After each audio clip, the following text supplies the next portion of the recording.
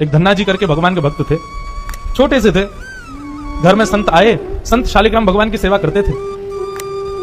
अब धन्ना जी बैठ करके देखते थे और देखते ही बड़े खुश होते थे। कभी दही से स्नान, दूध से स्नान, पंचामृत से स्नान, जल से स्नान, इत्र आदि लगा के, तिलक लगा के उनकी आरती पूजा, तुलसी अर्पण, ये सब देख करके धन्ना जी को बड़ा आनंद आता था। अब भले खेल के रूप में सही, धन्ना जी को बड़ा मन लगता था उसमें।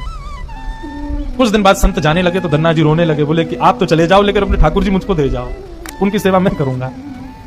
अब तो इतना रोए, इतना रोए, इतना रोए धन्ना जी की संत का निकलना मुश्किल हो गया। तो संत ने क्या किया, रात्रि में धन्ना जी सोए, बाहर से काला काला एक पत्थर ले आए और उस पर इत्यादि लगा के, उसको तिलक विलक लगा के उसको सिंहासन पर बैठा दिया और अपने ठाकुर जी को नीचे बैठा दिया। धन्ना जी सुबह बोले, संत जी आप मत जाओ, छोटे बालक।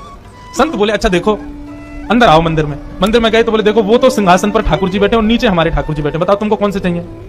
धन्ना जी बोले, मैं तो सिंहासन वाले लूंगा, बड़े वाले ठाकुर जी मेरे। बोले ठीक है, तो उनकी सेवा करो, अब हमको जाने दो। अपने शालिग्राम जी को लेकर के संत चले गए। अब धन्ना जी उस पत्थर की सेवा करते हैं, असली शालिग्राम तो संत अपने संग ले गए, लेकिन धन्ना जी इतने भाव से सेवा करते थे। महाराज लाल तिलक लगाने के लिए माँ ने रोली नहीं दिलाई तो ईंट ले आए, ईंट को घिस करके उसी से लाल लाल रोली बना दी, वही लगाते। भोग धराने के लिए फल तोड़ लाते। मतलब सेवा की व्यवस्था नहीं होती थी तो धन्ना जी कैसे ना कैसे करके करते थे। छोटे से बालक हैं, खेल खेल में सेवा करते थे। बीच में संत किसी और के घर में आए तो धन्ना जी वहां जाके अपनी सब सेवा बताते, मैं ऐसे ऐसे करता हूं। संत बोले, भोग नहीं लगाते अपने ठाकुर जी का? बोले भोग। बोले तुमको भूख लगती है? बोले हाँ, ऐसे ठाकुर जी को भी भोग लगाना चाहिए ना। छोटे बालक को ऐसे ही समझा दिया। अब तो धन्ना जी ने माँ से आज बढ़िया खिचड़ी बनवाई, कड़ी बनवाई, रोटी सब्जी बनवाई और भोग लगा के ले गए ठाकुर जी के पास। संत ने बताया था पर्दा करके भोग लगाना, पर्दा लगा दिया, भोग ठाकुर जी के सामने धर दिया। धन्ना जी बार बार पर्दे में से देखें, खा ही नहीं रहे, ठंडा हो जाएगा भोग। ठाकुर जी खा लो जल्दी से, देखो बढ़िया गरम गरम कड़ी लाया हूं और खिचड़ी बनाई, मैया ने घी डाला, उस पर पालो प्रेम से।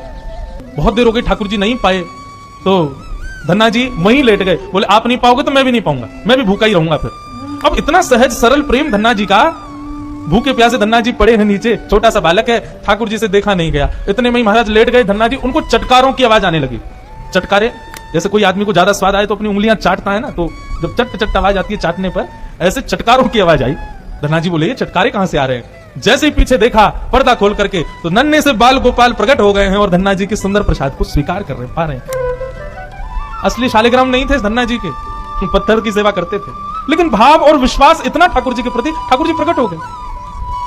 अब धन्ना जी थोड़े बड़े हो गए तो घर की गैयाएं चराने जाते थे और अपने ठाकुर जी को जेब में धर के ले जाते थे। और गैया जब चरती थी तो पेड़ के नीचे बैठ के ठाकुर जी को निकाल लेते और कहते, ठाकुर जी अब कोई ना है, प्रकट है जाओ। सो ठाकुर जी प्रकट हो जाते, धन्ना जी के साथ खूब लीला करते। एक दिन ठाकुर जी ने धन्ना जी से कहा, आज गाय चराने नहीं